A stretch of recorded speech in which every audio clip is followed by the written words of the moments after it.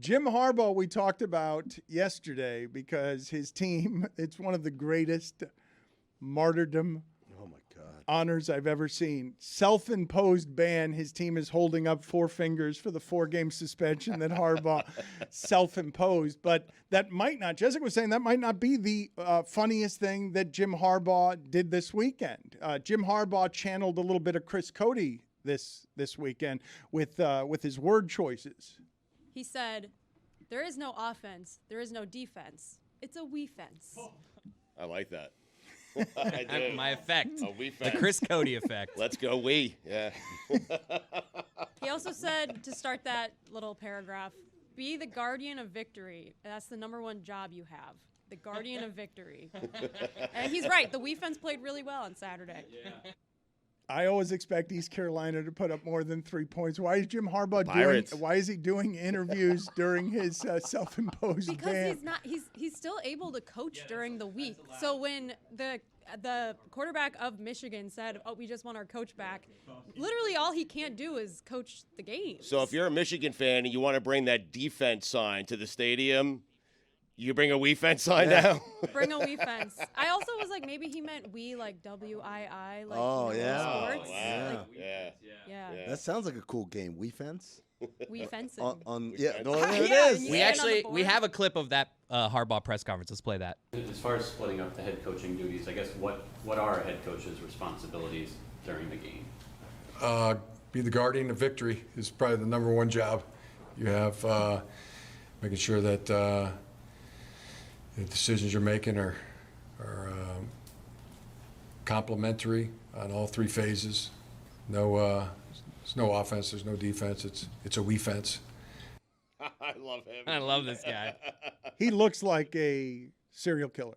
Yep. 100%. Wow. That was my first thought too, Dan. I'm not saying he is a serial killer. I'm just saying he absolutely looks like, if you were casting for serial killers, he would come in and be a guardian. It's the glasses. They give off Dahmer. No, it's that he has like the comically like bad vision glasses where his eyes don't look like the proper size for some reason. Those are thick lenses. But he used to, like, I don't know how this happened because he used to be like sans glasses. Like I guess he wore contacts and then just gave up on it. It's like, those are magnifying glasses. His left eye is huge in this video we have right here. Guardian of death, is that what you were going for? Look at him. Look, you're right. Chris Cody has pointed out something here. It might be the camera angle, but his left eye, the pupil, looks twice as large as his right eye. Terrifying. And when you hide it behind the glasses, that person is obviously someone who has severed heads in his freezer. That's what it looks like. I'm not saying that he would do that. I have been squatting on this take over the weekend, and I want other people's opinions. Not that Jim Harbaugh looks like a murderer, but just that Jim Harbaugh is Midwestern Dabo Sweeney, and Dabo Sweeney is Southern Jim Harbaugh. Yeah. Wow. And is the Southern part where the religion comes out? Well, Jim Harbaugh's got some of that, too. Does he? Have some God Squad to him? He does. But Dabo's is more like you hear about it in every press conference and all those. He's the most God's coaches there is in college football, but correct? They definitely have some overlapping, like, crazy head coach tendencies that are specific to each other. Because, like, we know every head coach in college football, you have to be a little weird to do that. Sure. Right? But they have a very specific intensity that I see mirrored off of each other sometimes. I know we're making fun of him, but I would totally be here for all coaches getting rid of coach as the descriptor and all of them asking to be guardians of victory instead.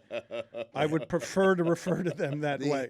Head guardian of victory for the Michigan Wolverine. Yes, Harbaugh. It is much better. The press conference, guardian of victory. What did you guys think you should have done there in the third quarter? Yes. His name isn't technically coach, by the way. It's the J. Ira and Nikki Harris family head football coach.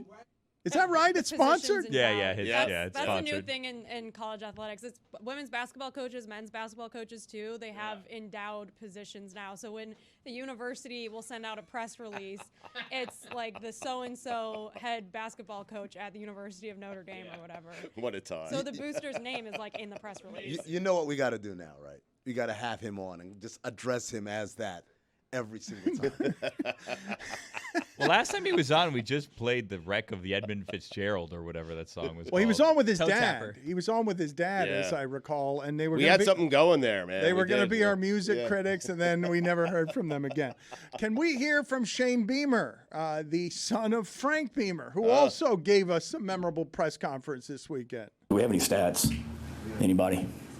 It's kind of the story of the night. Clock was wrong the whole game. We're trying to kick an onside kick to start the second half, and we got to wait on the chain crew because they're eating a hot dog. That's the only disappointing thing about tonight. So, Just ripping everybody.